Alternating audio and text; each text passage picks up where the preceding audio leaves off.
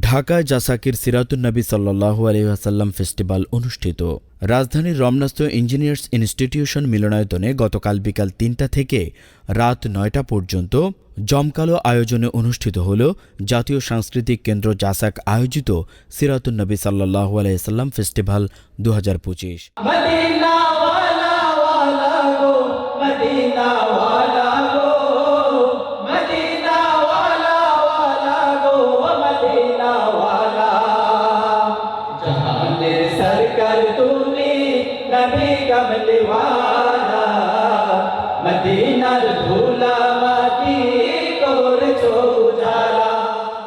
সংগঠনের সভাপতি জাগ্রত কবি উস্তাজ আল্লামা মুহিব খানের সভাপতিত্বে আয়োজিত এ অনুষ্ঠানে দেশবরেণ্য শিল্পীরা নাতে রাসূল সাল্লাল্লাহু আলাইহি ওয়াসাল্লাম ও কাওয়ালি পরিবেশন করেন।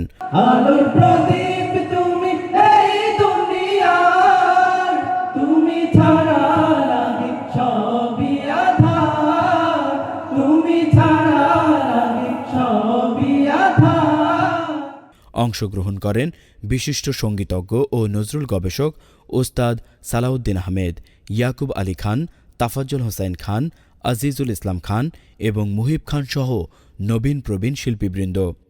অনুষ্ঠানে লগ্ন প্রতিষ্ঠিত শিল্পীদের সম্মাননা প্রদান করা হয়।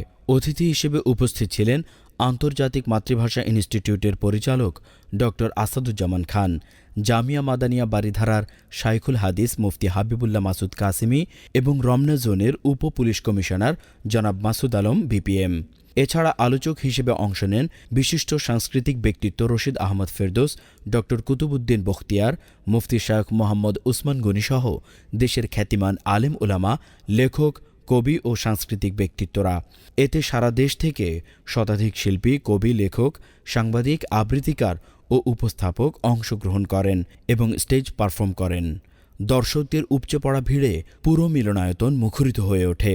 উল্লেখ্য, জাতীয় সাংস্কৃতিক কেন্দ্র জাসাক একটি সম্মিলিত প্ল্যাটফর্ম, যেখানে সুস্থ ধারার সংস্কৃতিকর্মীদের পাশাপাশি ২০০-এর বেশি শিল্পী, কবি, লেখক ও সাংবাদিক যুক্ত আছেন।